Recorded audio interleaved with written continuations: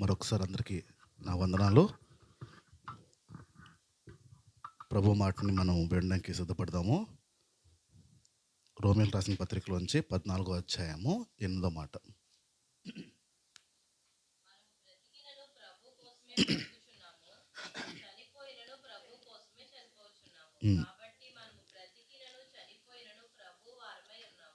దేవుడి కోసం బ్రతుకుతున్నాము, దేవుని కోసం చనిపోవాలి.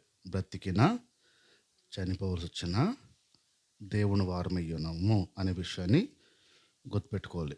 మన ప్రార్థన గురించి వద్దాం. ఇప్పుడు మత్తయి సువార్త 6వ అధ్యాయం 9వ మాట. కాబట్టి మీరు ఇలా ప్రార్థన చేయండి: పరలోకంలో ఉన్న మా తండ్రి, నీ నామము పరిశుద్ధపడును గాక, నీ రాజ్యం వచ్చును గాక, ఈ రాజ్యము వచ్చును గాక. దేవుని రాజ్యము రావాలి అనే విషయాన్ని, ఆ రాజ్యము ఎక్కడుందంట? మన మధ్యలో ఉంది. మన మధ్యలో దేవుని రాజ్యం ఉంది. దేవుని రాజ్యము, ఆయన పరిపాలన మన మధ్యలో ఉండాలి అనే విషయం మాట్లాడుకుంటూ వస్తున్నాడు. రోమీయులకు రాసిన పత్రికలోంచి మనం చూస్తున్నాము 14-17. దేవుని రాజ్యము భోజనం పానం కాదు, కానీ నీతి, సమాధానము,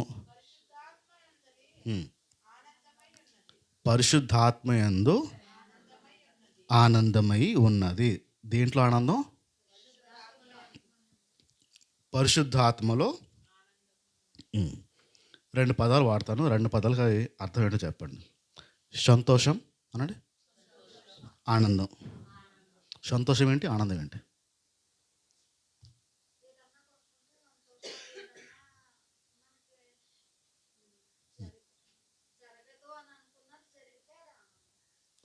ఏదైనా కొనుక్కుంటే సంతోషం, రాదు అనుకున్నది సడన్గా వచ్చేస్తే వచ్చినట్టే కదా. రెండు ఎందుకు?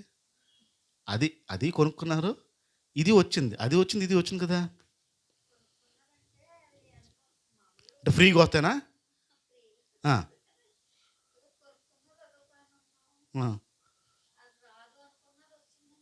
సడన్గా వచ్చేస్తే అది ఆనందం. ఇంకేం ఉండొచ్చు అర్థాలు?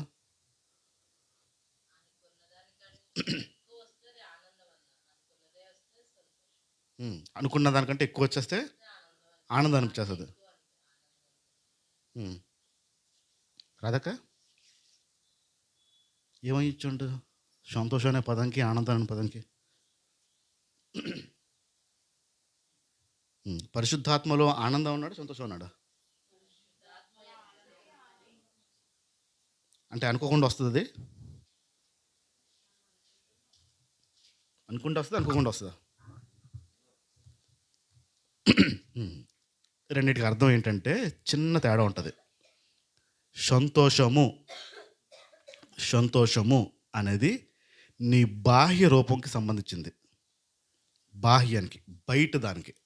అంటే ఇందాక అన్నట్టు ఏదైనా కొనుక్కుంటే వచ్చేదాన్ని సంతోషం. ఇప్పుడు ఈ బాటిల్ కొనగానే అమ్మయ్య నాకు బాటిల్ వచ్చింది, ఆనందం, సంతోషం. ఇక్కడ సంతోషం వస్తుంది. ఆనందం అనేది లోపల వచ్చేది. ఆనందం అనేది లోపల వచ్చేది. అది ఎలాగుంటుందంటే మీ శరీరానికి సంబంధం లేకుండా ఉంటుంది. శరీరానికి సంబంధం లేకుండా ఉంటుంది. అది లోపల ఆత్మ ఆనందిస్తుంది, స్పిరిట్ అనేది ఆనందిస్తుంది. ఈ ఆనందము లోపల ఉండేది. అది ఎలా ఉంటుందంటే వచ్చినా రాకపోయినా వస్తుంది. వచ్చినా రాకపోయినా ఆనందం వస్తుంది. ఇప్పుడు అనుకుందాం, త్రిమూర్తి గారు ఇంకొక చిన్న బిట్ ఏదో కొనాలనుకుంటున్నాడు. మరీ చిన్నది అయిపోయింది, మరి తక్కువ అయిపోయింది, కొందాం అనుకుంటున్నాడు త్రిమూర్తి గారు. సరే అని చెప్పి చాలా రోజులు ప్రార్థన చేస్తున్నారు త్రిమూర్తి గారు, రావాలని. మాట్లాడుతూ త్రిమూర్తులు గారు మీరు ఏదో కొందాం అనుకుంటున్నారు కదా, వస్తుందండి అన్నాను. నాకు చెప్పలేదు, వస్తుందండి అని చెప్పాను నేను. ఆనందపడతాడు, పడ్డా, వచ్చిందా? ఇది ఆనందం అనమాట. వచ్చినా రాకపోయినా లోపల ఆనందిస్తుంది. సంతోషం ఎప్పుడు వస్తుంది అంటే వచ్చిన తర్వాత. ఆయన అనుకున్న తర్వాత వచ్చేస్తా చూడండి, అది సంతోషం. ఆనందం అనేది లోపల ఆత్మతో, ఆత్మ లోపల లోపల లోపల వచ్చినా రాకపోయినా ఆనందాన్ని కలిగిస్తుంది. ఈ రెండింటికి తేడా ఇది. ఇప్పుడు పరిశుద్ధాత్మలో ఆనందము, సంతోషం వల్లే. అంటే పరిశుద్ధాత్మలో ఆనందించడం రావాలి, సంతోషించడం కాదు. పరిశుద్ధాత్మలో ఆనందించడం రావాలి. అది లోపల, బయటకు సంబంధించింది కాదు, సంతోషానికి సంబంధించింది కాదు, ఆనందానికి సంబంధించింది. ఇందుకే పరిశుద్ధాత్మలో ఆనందము అంటే ఏంటి అనే విషయం ఈరోజు పూర్తి వివరాలు ఇవ్వను, కానీ మీకు ఈ ఆనందం అనుకుంటూ బ్రతికేస్తున్న భ్రమలో ఉన్న కొన్ని విషయాలు మీతో మాట్లాడతాను. తర్వాత పరిశుద్ధాత్మలో ఆనందం ఏంటో మాట్లాడతాను. మిమ్మల్ని చెప్తాను. ఈ పరిశుద్ధాత్మలో ఆనందం అనేది ఏంటో ఈరోజు మాట్లాడను, వచ్చే వారం మాట్లాడతాను. కాకపోతే ఈ ఆనందం పరిశుద్ధాత్మలో ఉండే ఆనందంలాగా అనిపించే కొన్ని ఆనందాలు మీతో మాట్లాడతాను. అది వాస్తవం కాదు, అవాస్తవం. రైట్. ఇక్కడ పరిశుద్ధాత్మలో ఆనందం అనేది దేవుని రాజ్యానికి సంబంధించిన విషయం. ఈ పరిశుద్ధాత్మలో ఆనందం అనే విషయం కొంచెం ఆలోచించినప్పుడు ఒకసారి మొదటి యోహాను పత్రిక తెద్దాం. మొదటి యోహాను పత్రిక 2వ అధ్యాయము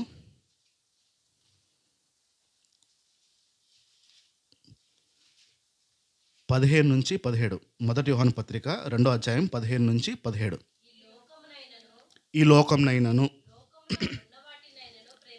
లోకంలో ఉన్న వాటినైనా ప్రేమించదు. దేని ప్రేమించదు అన్నాడు? లోకమైన లోకంలో ఉన్న వాటిని ప్రేమించదు. నెక్స్ట్, ఎవరైనాను లోకాన్ని ప్రేమిస్తే తండ్రి ప్రేమ వారిలో ఉండదు.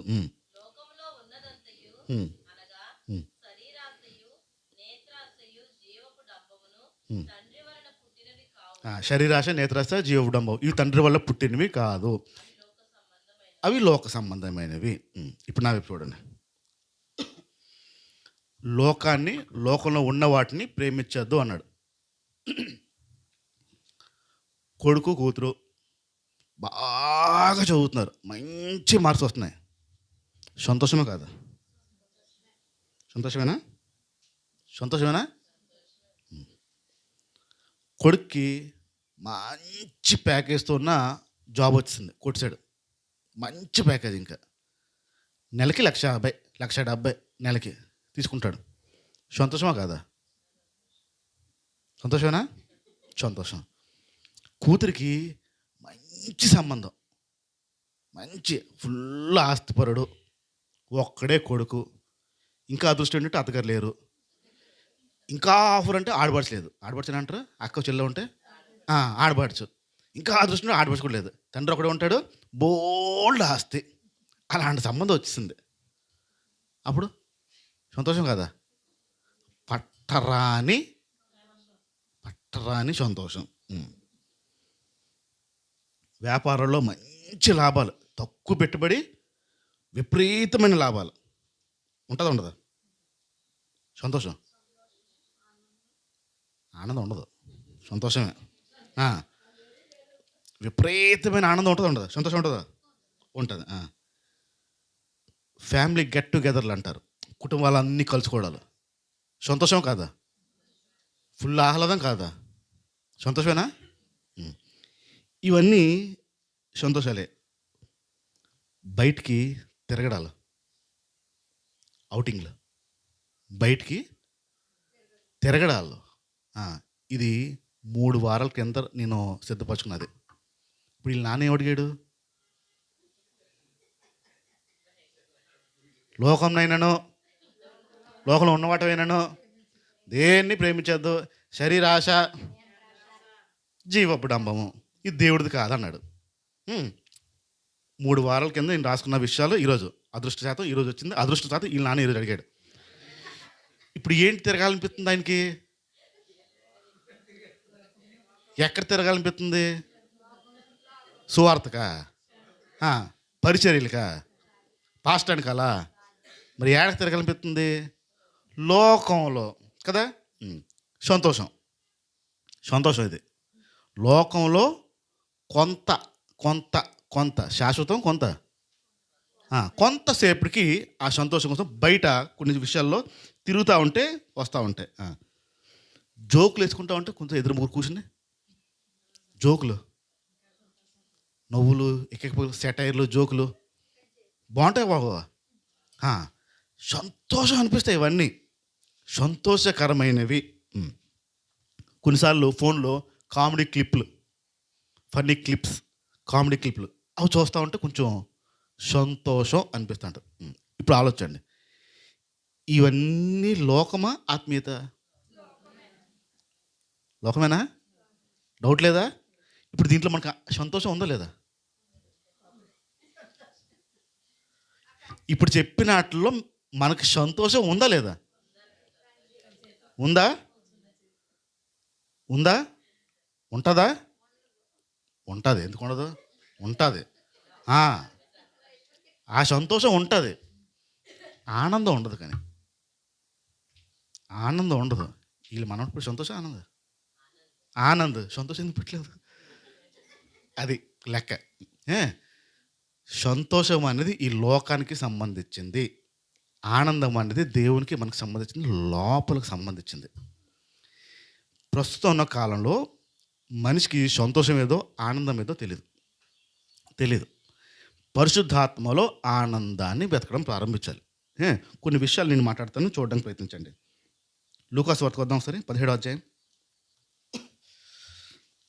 లూకాసు వార్త 17వ అధ్యాయం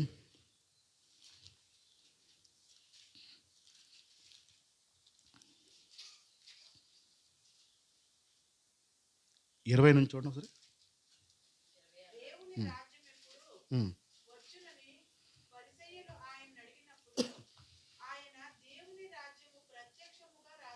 దేవుని రాజ్యం ఎప్పుడు వస్తుందని అడిగితే అది ప్రత్యేకంగా మీకు వచ్చినట్టుగా అనిపించదు. కానీ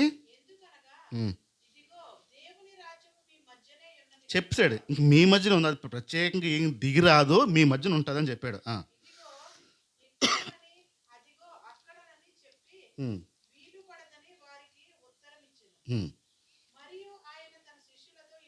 ఇలా అన్నాడు, మనిషి కుమార్ దినములలో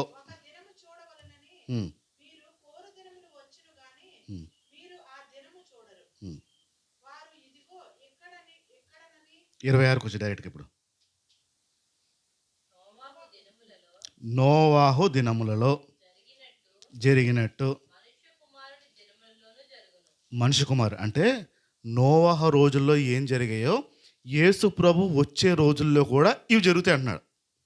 నోవాహు రోజుల్లో ఏం జరిగాయో యేసు ప్రభు వచ్చే రోజు కూడా ఇవి జరుగుతాయి. ఏంటది?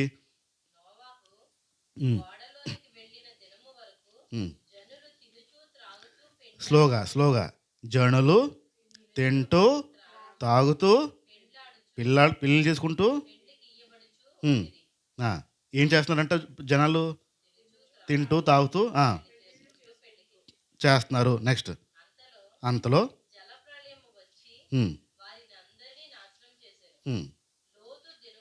రెండోది లోతు దినంలో కూడా జరిగిన విషయం చెప్పినాడు. జరుగుతుంది. జనులు తినట్టు త్రాగుచు కొంటూ అమ్ముతూ నారు నాటు. నెక్స్ట్,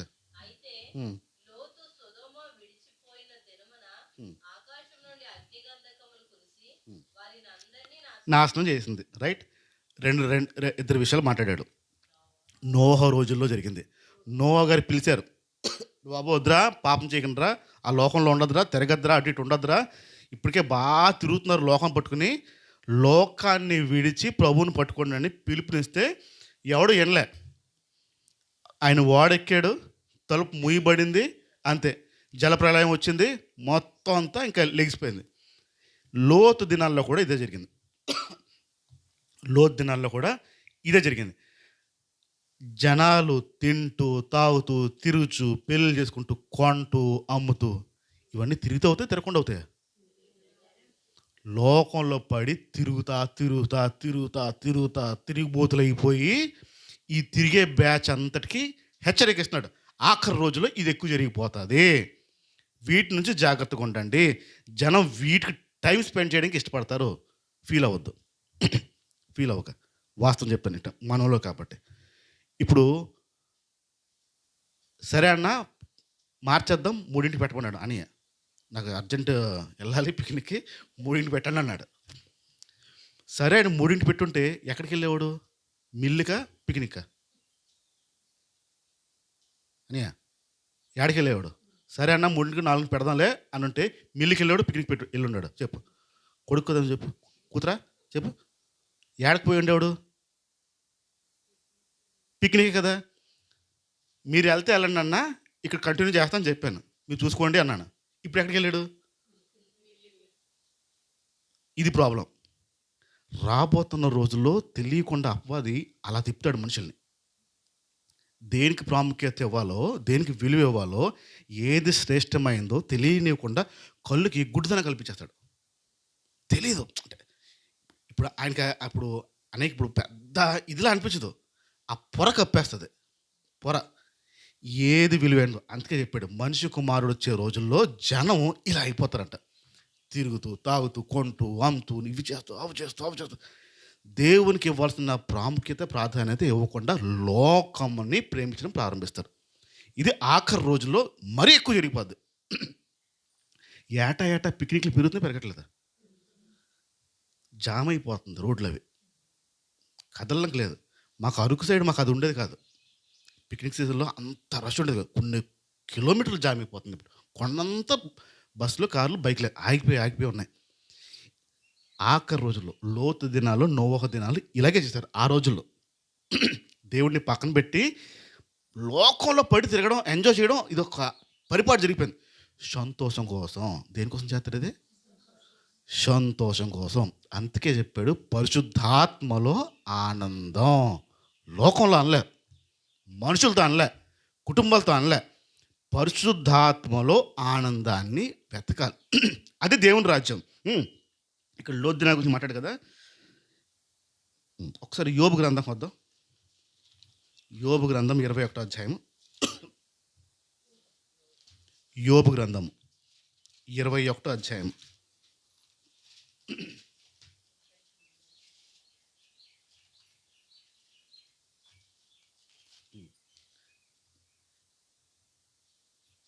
మొదటి వచనం చూడండి ఒకసారి.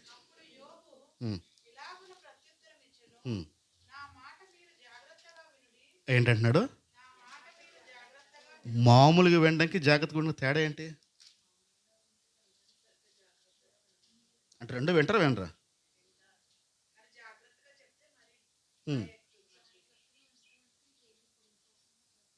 శ్రద్ధగా, జాగ్రత్తగా, కీన్గా వినడం. ఒక్క పదం కూడా మిస్ కాకుండా జాగ్రత్తగా వినమన్నాడే. ఇది అవన్నీ కింద వచనాలు కొంచెం మీరు తల చదువుకోండి, నేను డైరెక్ట్గా వస్తాను. 12వ వచనం చూడండి.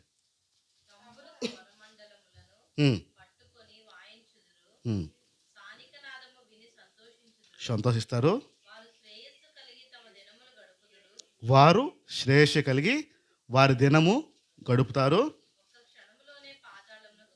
ఏడదే మళ్ళీ పై వచనం చదువు. అంటే మంచి మంచి బ్యాండ్లు, డీజెలు, వాయిద్యాలతో మంచిగా ఉంటారు. ఫుల్ సంతోషిస్తూ ఉంటారు. శ్రేయస్ అంటే శ్రేయస్సు, చక్కటి సంపాదన, చక్కటి ఆస్తి, కొదువు లేకుండా. దీవెనే కాదా? మంచి ఆస్తిగా ఉండడం దీవెనే కాదా? మళ్ళీ పైకి రండి. అదేంటి ఇక్కడ ఏం చేస్తున్నారు? చక్కగా పాటలు పాడుకుంటూ, చక్కగా డ్యాన్స్లు వేసుకుంటూ, డీజేలు పెట్టుకుంటూ, వాయిద్యాలు వాయించుకుంటూ, చక్కగా సంతోషంగా బోళ్ళంత ఆశతో వారు ఉంటుండగా ఎంతసేపు ఎక్కడికి వెళ్ళాడు? పరలోకం కాదా? ఒక్క క్షణమే పాతాళంలోకి వెళ్ళిపోయాడు. నెక్స్ట్ ఏంటది? వారు నీ మార్గాల గురించిన జ్ఞానము అక్కర్లేదు, నువ్వు మమ్మల్ని విడిచిపో అని ఎవరితో చెప్తారంట?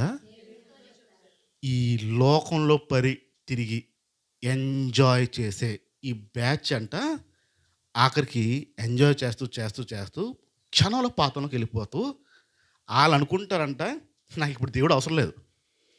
దేవుడికి మనకి ఎప్పుడు అవసరం? మనకి ఏదైనా కావాలంటే, మనకి ఏదైనా అవసరం ఉంటే అప్పుడు దేవుడు అవసరం. కానీ ఇప్పుడే నాకు అన్నీ బాగానే ఉన్నాయి కదా, ఆస్తి ఉంటే అది, అన్నీ బాగానే ఉన్నాయి కదా, ఇప్పుడు నాకు దేవుడు అవసరం ఏముంది? నేను లోకంలో పడి తిరుగుతానులే, లోకంలో నేను ఉంటానులే అని అంటూ దేవుని అవసరత లేకుండా ఉంటారంట. అసలు అవసరమే లేదని. కిందకి రండి.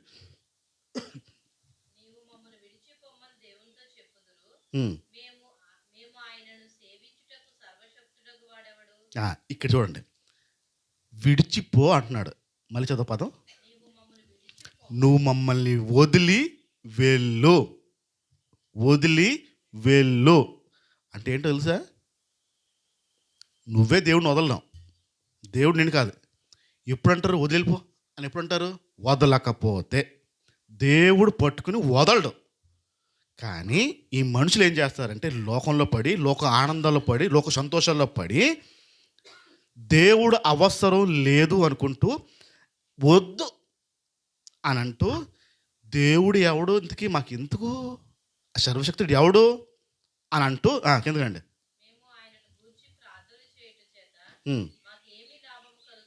దేవుడు ప్రార్థన చేసి ఇప్పుడు లాభం ఏముంది మాకు? మాకేం ఉరుగుద్ది? మాకేం వస్తుంది? అవసరమా? మాకు అవసరం లేదే అని అనుకుంటూ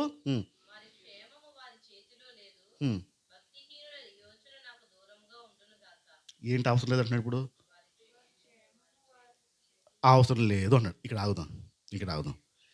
ఇది ఎందుకు మాట్లాడుతున్నాడు తెలుసా? ఎవరి గురించి మాట్లాడుతున్నాడు తెలుసా? ఈయన కొడుకుల గురించే మాట్లాడుతున్నాడు, ఈయన కూతుల గురించే మాట్లాడుతున్నాడు. మొదటి అధ్యాయంలో ఏం జరిగింది? తింటూ తాగుతూ డ్యాన్స్ చేసుకుంటూ ఉంటే హఠాత్తుగా వచ్చి పట్టని చచ్చారు వాళ్ళు. ఎందుకు? లోకంలో పడి తిరుగుతూ సంతోషంగా ఉంటా ఆ విషయాలు చెప్తున్నారు. ఈయన ప్రార్థనాపరుడు, యోబు ప్రార్థనాపరుడు, నీతిమంతుడు, యథార్థంగా ఉండేవాడు. పిల్లలు లేరు. వాళ్ళ గురించి చెప్తూ ఆఖరి రోజుల్లో ఇవి కూడా జరుగుతాయి అన్నాడు. లోకంలో పడుతూ తిరుగుతూ హఠాత్తుగా ఒకరోజు పోతారు. లోకంలో పడి తిరగడం అంటే దేవుడు నాకు వద్దు అని చెప్పడం. లోకంలో పడి తిరగడం అంటే దేవుడు సహాయం నాకు అక్కర్లేదని చెప్పడం. లోకంలో పడి తిరగడం అంటే దేవుడు ఎవడు అని ప్రశ్నించడం అని అర్థం. ఇది లోతు దినాల్లో, నోహ దినాల్లో, నేటి కాలంకి ఇంకా తీవ్రంగా జరిగిపోతుంది. వీరి సంతోషం ఎక్కడుంది ఇప్పుడు? లోకము. ఏ వ్యక్తి అయితే లోకాన్ని ప్రేమిస్తాడో వాడిలో దేవుని ప్రేమ ఉండదు.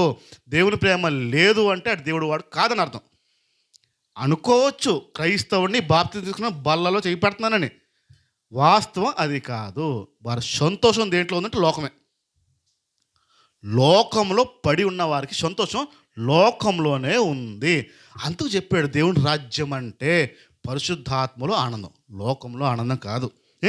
ఇక్కడ యోబు గారు సూటిగా హెచ్చరించింది ఇదే.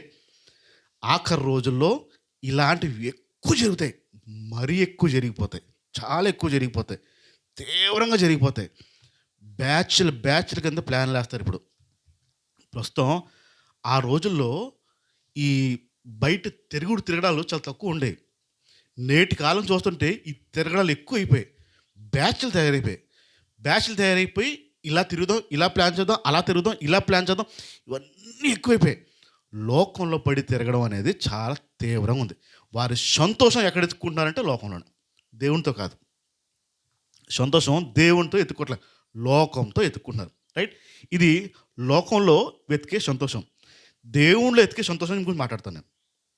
పదం గుర్తుపెట్టుకోండి, సంతోషం అంటున్నాను, ఆనందం అంటలే నేను. పరిశుద్ధాత్మలో ఆనందం వేరు, దేవునిలో సంతోషం వేరు. ఈ లోకంలో ఉండే సంతోషాన్ని దేవుడిలో ఉండే సంతోషంగా భావించి ఎలా ఉంటారో కొన్ని విషయాలు మాట్లాడతాను. శ్రద్ధగా వినడానికి ప్రయత్నించండి. 1 యోహాను పత్రిక 4వ అధ్యాయము ఒకటో మాట. మొదటి యోహాను పత్రిక 4వ అధ్యాయం, 1 John 4. మొదటి యోహాను పత్రిక 4వ అధ్యాయము 1వ మాట. ప్రియులారా, అనేకులైన అబద్ధ ప్రవక్తలు లోకంలోకి బయలుదేరి ఉన్నారు కనుక ప్రతి ఆత్మని నమ్మక, ఆయా ఆత్మలు దేవుని సంబంధమా కాదా పరీక్షించండి.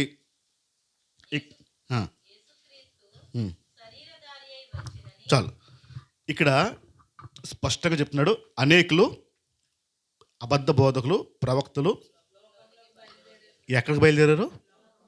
దేన్ని ప్రేమించదన్నాడు? మనుషులు దేంట్లో సంతోషెత్తుకుతున్నారు? లోకంలో బయలుదేరి ఉన్న ఆ ప్రవక్తలు లోకం వైపే తీసుకెళ్తూ, లోకంలోనే ఉంచుతూ, ఆ లోకంలోనే ఆనందాన్ని సంతోషాన్ని వెతుక్కునేలా చేసి భ్రమపరుస్తూ ఉండే రోజుల్లోకి వస్తాం. అనేకులు వస్తారు, మిమ్మల్ని మోసం చేస్తారు, ఆ విషయంలో జాగ్రత్త పడుతూ ఉండండి అనే విషయాన్ని చెప్పుకుంటూ వచ్చాడు. 2 తిమోతి పత్రిక వద్దాం సరే. 2 తిమోతి పత్రిక 4వ అధ్యాయం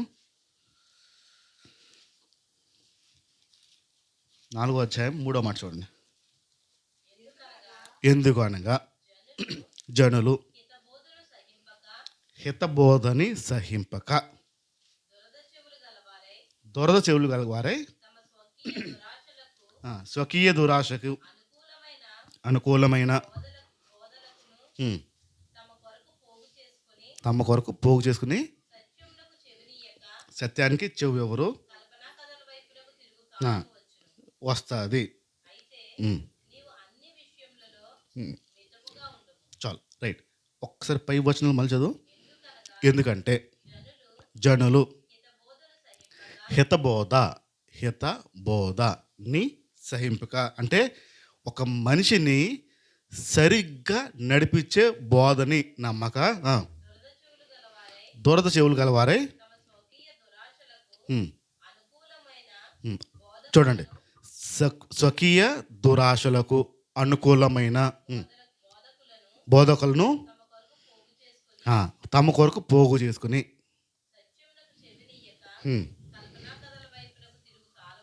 రైట్, సత్యానికి చెవునివ్వక. ఇప్పుడు చూడండి, ఇంతకీ ఇప్పుడు ఈ చెప్తున్న ఈ లిస్టులో ఉన్న వాళ్ళందరూ యేసు ప్రభు పేరు మీద వెళ్ళేవారైనా కాదా? అందరూ ఎవరు? యేసు ప్రభు పేరు మీద వెళ్ళేవాళ్ళైనా?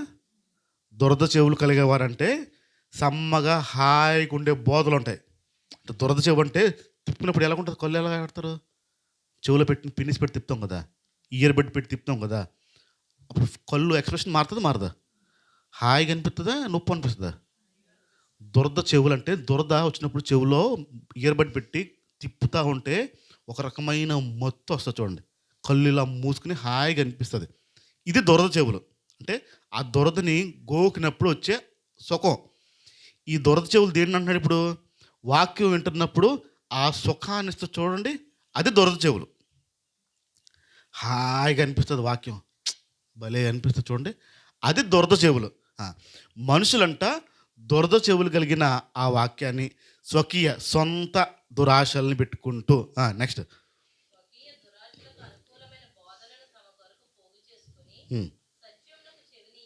సత్యానికి చెవినెవరు కల్పన కథలు చెప్పే కాలానికి వస్తుంది. ఇప్పుడు చూడండి, ఇవన్నీ చెప్తున్న విషయాలన్నీ కూడాను క్రైస్తవ్యంలోనే ఉన్నవే, యేసు ప్రభు పేరట ఉన్నవే. వారు సంతోషంగా లేరా? వీళ్ళందరూ సంతోషంగానే ఉన్నారు. దేవుళ్ళలోనేనా?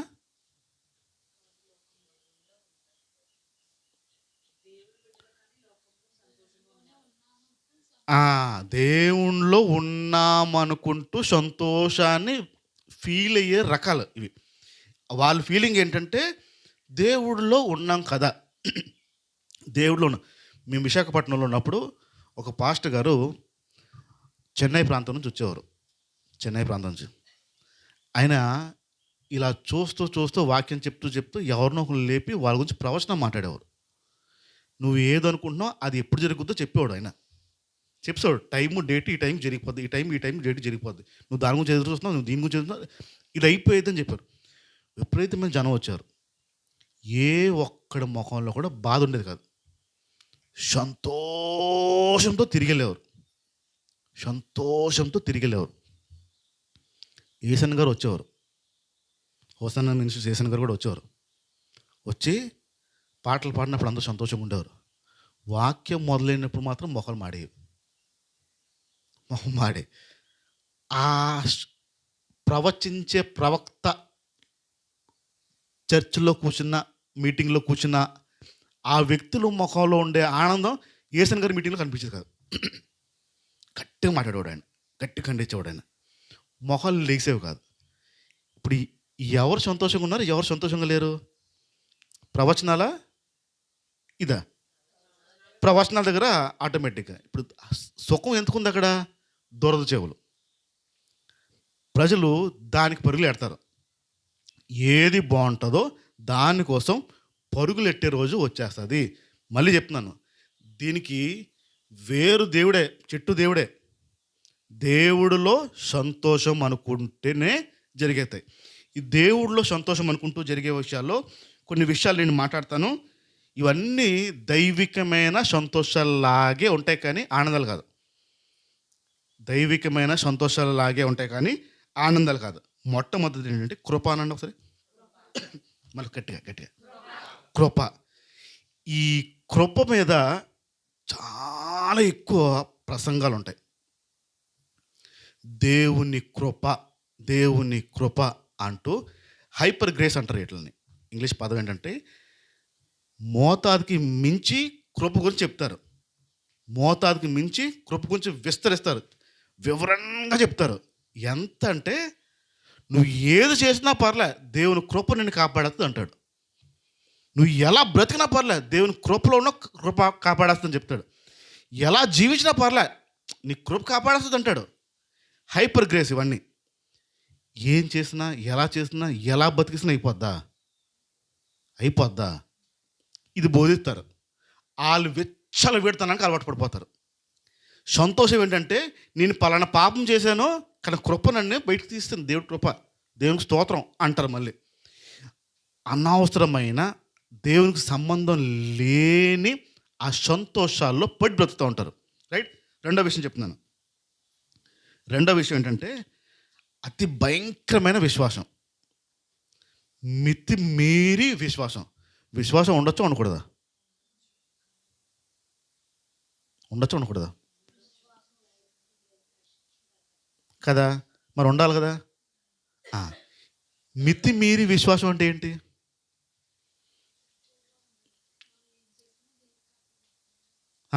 ఏది చేసినా దేవుడు కాపాడతాడు, అది మితిమీరి. బాగా చెప్పావు. ఈ మితిమీరి విశ్వాసం అనేది ఆఖరి రోజులు ఎక్కువైపోద్ది. దీన్ని బోధిస్తారు. మీకు ఉదాహరణ చెప్తాను. మీరు కొన్ని వీడియోలు చూసారో లేదో తెలియదు కానీ బ్రదర్ అనిల్ కుమార్ గారు స్టేజ్ ఎక్కినప్పుడు పాట పాడుతున్నప్పుడు, వాక్యం చెప్తున్నప్పుడు వర్షం పడిపోతుంటే వర్షమా ఆగా అంటున్నాడు. ఎవరిని? ఎస్ నామూల ఆగా అంటున్నాడు. వర్షాన్ని చెయ్యిలా పెట్టి వర్షాన్ని ఆపుతున్నాడు ఆయన. ఇది చూసిన జనం ఏమనుకుంటారు? హై బాబోయ్ అనిల్ పాస్టర్ గారు అనిల్ అన్న వర్షాన్ని వర్షాన్ని వర్షాన్ని వర్షాన్ని వర్షాకాలం వర్షం పడకుండా ఏం వద్దమ్మా, అసలు వర్షాకాలం వర్షమే పడుతుంది కదా. ఈ మితిమీరి విశ్వాసము ఇలాంటి పనులు చేస్తాయి. ఈ ఆ క్రియను చూసి, ఆయన చేసిన ఆ క్రియను చూసి అనేకులు బయలుదేరిపోయారు. వాస్తవానికి ఆ రోజు వర్షం ఆగలే. మాకు తెలుసు ఆ విషయాలు. వాస్తవానికి వర్షం ఆగలేదు. వాళ్ళు వీడియో అక్కడ కట్ చేసి ఆగిందనే ప్రచారం మొదలెట్టారు. పడతానే ఉంది వర్షం, ఆ చినికి ఆగలే. ఈ జనం అక్కడ బ్యాచ్ ఆ వీడియోని కట్ చేసి ఇంకా అనిల్ కుమార్ వర్షాన్ని ఆపేశాడు అని ఆలోచించండి. దేవుడు వర్షం పంపితే భూమికి కావాలి, మనుషులకు కావాలి, నీరు కావాలి, పొలాలకు కావాలి అని ఆలోచించే పంపుతాడు. ఆలోచన లేకుండా పంపుతాడా? ఆలోచన లేకుండా పంపుతాడు దేవుడు? అంటే ఈడెవడు ఆపిడానికి ఇక్కడ? అంటే దేవుడు తెలియదా? అది ఈ మితిమీరి విశ్వాసం ఈ రోజుల్లో ఎక్కువైపోతుంది. అది చూసారనుకోండి మీకు ఆనందం వచ్చేస్తుంది. భలే యాప్చాడే, భలే యాప్చాడే, భలే యాప్చాడే, భలే యాప్చాడే. అయ్యి బాబోయ్ అక్క వదినా ఆయన ఆగంట అయిపోయింది. సంతోషం, సంతోషం దేంట్లో? దేవుడే, చెట్టు దేవుడే, సంతోషం. ఈ మితిమీరి విశ్వాసాల్లోని స్వస్థతలు కూడా ఒక ఆనందాన్ని ఇస్తుంది. స్వస్థతలు కూడా ఒక ఆనందాన్ని ఇస్తుంది. చూసి ఆనందపడిపోతాం. ఏస్తున్నాంలో గెడ్డ పో పో అంటాడు అతను. పోయింది, లేదు లేదు అని ఈ నటురాలు కూడా అంటది, యాక్టర్. యాక్టింగే, వాళ్ళ మనుషులు ఎవరిని పోయింది పోయింది పోయింది ఉంటాయి, స్వస్థలు జరుగుతాయి. ఇవన్నీ వాళ్ళ మనుషులే అమ్మాలి. ఇది చూసిన తర్వాత, లైవ్లో చూసిన తర్వాత ఒక ఆనందం వస్తుంది కదా. వాస్తవానికి ఇవి ఉన్నాయి, స్వస్థతలు ఉన్నాయి.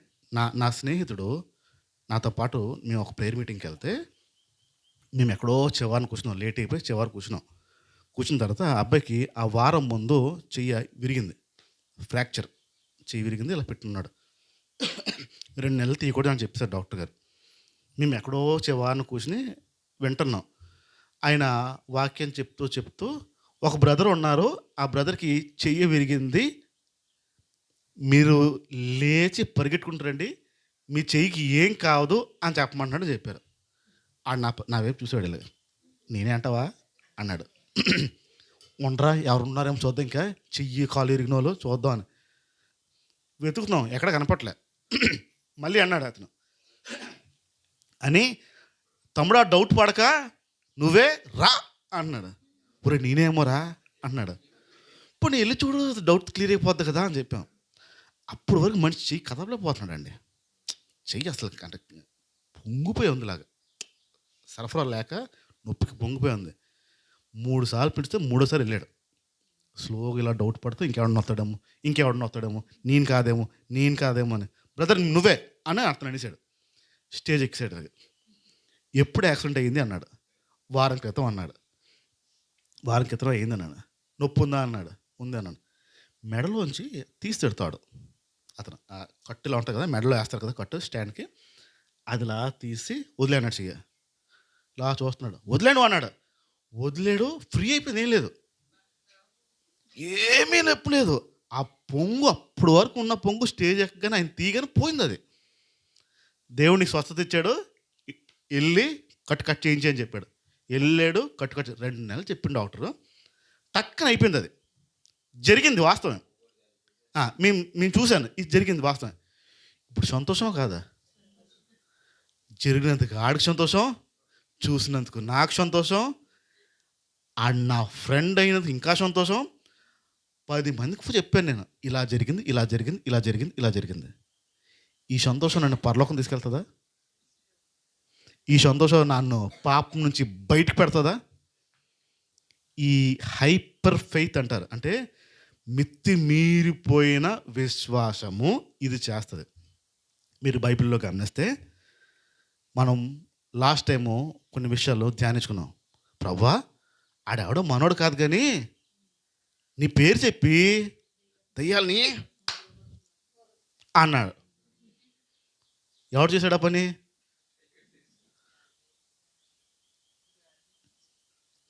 దేవుని మనిషి కాదా? దేవుని శిష్యుడు కాదు, ఆడు చేశాడు ఆ పని. ఆడు చేయగలుగుతాడు, పాస్టర్ చేయగలుగుతాడు అని అర్థం. ఇప్పుడు ఆనందం పడిపోయి అనుకోండి, ఆడెవడో తెలుసుకోమన్నాడు. అందుకే మీరు ప్రతి ఆత్మని పరీక్షించి అది దేవుడిదో కాదో అని తెలుసుకొని, దేవుడు చేయగలుగుతాడు, దయ్యం కూడా చేయగలుగుతుంది. ఇప్పుడు ఆ రోజు సుమారుగా 3 గంటలు మేము ఆ వాక్యం విన్నాం, కూర్చున్నాం. ఆ 3 గంటలు మాకు ఏ వాక్యం బుర్రలోకి ఎక్కలే. ఎక్కింది ఏమన్నదంటే అటు చెయ్యి బాగైపోయింది. ఫ్రీ అయిపోయాడు చెయ్య. మాకు మైండ్లోకి ఎక్కిందంటే అది తప్ప ఇంకేమీ ఎక్కలే. ఉపయోగకరమైన మాకు అది జీవితం కది. మా మా విశ్వాసాన్ని అది రేపి మాలో ఉన్న బలహీనతలు తీసి ఇలాంటి పనులు నేను చేయగలుగుతుందా? ఆఖరి రోజుల్లో ప్రజలు ఇలాంటి దురద చెవులు కలిగిన వాటి వైపు వెళ్తూ దేవుడిలోనే ఆనందం అనుకుంటూ సంతోషాన్ని అనుభవిస్తారు. ఆనందం కాదు, సంతోషాన్ని అనుభవించేది. ఇది ఆఖరి రోజులో మరీ ఎక్కువ జరిగిపోతుంది. మూడో విషయం చెప్తున్నాను, క్షమించండి, నాలుగో విషయం. ఇది స్వస్థత కూడా, ఇది మూడో విషయం. నాలుగో విషయంకి వస్తున్నాను. అతి భయంకరమైన జ్ఞానం, తీవ్రమైన జ్ఞానం, ఎక్కువ జ్ఞానం. ఇది ఆఖరి రోజులో దేవుడు అనుకుంటూనే, దైవికము అని అనుకుంటేనే ఈ జ్ఞానం ఉన్న వారి దగ్గర ఆనందం పొందేస్తూ ఉంటారు, సంతోషం పొందేస్తూ ఉంటారు. ఇప్పుడు ఉదాహరణ నేను చెప్తాను చూడండి. మీ పాస్టర్కి అంటే ఎవరు? మీ పాస్టర్కి అంటే నేను. నా దగ్గరికి వచ్చి ఏది నడితే చెప్పగలుగుతాను చెప్పలేనా? మందుల గురించి చెప్తాను చెప్పనా? ట్రీట్మెంట్ చెప్తాను చెప్పనా? అన్ని విషయాలు టక్ టక్ టక్ మాట్లాడగలుగుతాను లేదా? నాకు చాలా విషయాలు తెలిసి తెలీదా? చాలా విషయాలు తెలిసి తెలీదా? లోపల అప్పుడు అనిపిస్తుంది మా పాస్టర్ గారికి అన్నీ తెలుసు, మా పాస్టర్ గారికి అన్నీ తెలుసు, బోల్డ్ విషయాలు చెప్పేస్తాడు, ఏది అడిగితే చెప్పేస్తారు, హెల్త్ మాట్లాడేస్తాడు, ట్రీట్మెంట్లు మాట్లాడేస్తారు, డాక్టర్లు మాట్లాడేస్తారు, బోల్డ్ విషయాలు తెలుసు, బోల్డ్ విషయాలు. ఇదే సంతోషం. మీకు మీకు మీకు ఒరిగిందేంటి చెప్పండి? నాకు దేవుడు ఇచ్చిన జ్ఞానమే కాసేపు అనుకుందాం. మీకు ఒరిగిందేంటి చెప్పండి? మీకు వచ్చింది ఏంటి చెప్పండి? ఏం తెలిసింది? దేనికి దేంటి ఏంటి అవుతుంది లోపల? మీ బయట ఉన్న సంతోషమా, లోపల ఆత్మకి ఆనందమా? మీ ప్రయోజనం ఏంటి చెప్తున్నాను నేను, మళ్ళీ మీకు స్పష్టత ఇస్తున్నాను. మీకు మేలేంటి? నాకు జ్ఞానం ఉందని చెప్పి మీరు సంతోషపడడం వల్ల మీకు వచ్చిన మేలేంటి అంటున్నాను నేను. సంతోషపడపోయారు అనుకోండి ఏమవుతుందా? పడ్డారనుకోండి ఏమవుతుందా? మీకు అర్థమవుతుంది. ఇప్పుడు పడితే ప్రయోజనం ఏంటి, పడకపోతే ప్రయోజనం ఏంటి? మీకు అర్థమవుతుంది. ఇప్పుడు చూడండి, పడితే ప్రయోజనం ఏంటి, పడకపోతే ప్రయోజనం ఏంటి అంటాను నేను. ఏమనుందా? ఇది భ్రమ. మా వాడికి అన్నీ తెలుసు అని చెప్పి మీరు లోపల ఆనందపడిపోతారే, ఇది జ్ఞానానికి సంబంధించిన దైవిక జ్ఞానం అనుకుని. ఇప్పుడు బైబిల్లో కూడా కొన్ని విషయాలు చాలా చక్కగా చెప్తారు, బోల్డ్ విషయాలు, చరిత్ర చెప్తారు, చరిత్ర. ఆ రోజుల్లో బైబిల్ వంటర్స్ అని జాన్ వెస్లీ స్టార్ట్ చేశాడు. రాజమండ్రి జాన్ వెస్లీ గారు. ఏ జాన్ వెస్లీ? హోసన్న కాదు. ఆయన బైబిల్ వండర్స్ అని బైబిల్లో ఉన్న ఆ చరిత్రని ఎత్తుకుంటూ వస్తూ మనుషుల దగ్గర అవి ఎక్కువ చెప్పడం ప్రారంభించారు. అది చూసి అయ్య బాబోయ్, జాన్ వెస్లీ గారికి ఎంత తెలుసో. ఆయన మీటింగ్ పెడితే చరిత్ర మాట్లాడేవాడు. ఆ చరిత్ర వల్ల ఈ జీవితం మారుద్దా? లోపల ఉన్న పాపం బయటపడుతుందా? ఇదే దూరద చెవులు. అనేక మంది వెళ్ళేవారు ఏంటంటే బైబిల్లో ఉన్న గొప్ప విషయాలు, మర్మాలు చెప్తాడు, ఇది వెళ్ళేవారు. జనం సంతోషాన్ని వెతకడానికి జ్ఞానం ఎక్కువ ఉంటే ఆ జ్ఞానాన్ని బట్టి సంతోషపడిపోయి దేవుడిలో ఉన్న సంతోషమే అని అనుకుంటూ భ్రమలో పడికి బ్రతుకుతూ ఉంటాం. దేవుని రాజ్యం అంటే దేంట్లో ఆనందం? దేంట్లో ఆనందం? ఆత్మలో ఆనందం అన్నాడు, జ్ఞానంలో ఆనందం కాదు. ఇప్పటికి నాలుగు విషయాలు అయ్యాయి. మళ్ళీ చెప్తున్నాను, నేను అసలైన దైవికమైన ఆత్మలో ఆనందం ఏంటో నేను రాబోతున్న రోజుల్లో మాట్లాడతాను. ప్రస్తుతం ఉన్న రోజుల్లో మనము ఇవే ఆనందం అనుకుంటూ బ్రతికేస్తున్నాం. ఒకటి, లోకంలోకి వెళ్తూ, లోకంలో తిరుగుతూ, లోకాన్ని పడుతూ, లోకాన్ని ప్రేమిస్తూ, లోకంలో ఉన్నవన్నీ అనుభవిస్తూ ఇవి సంతోషాలు అని అనుకుంటూ బ్రతికేస్తున్నాం.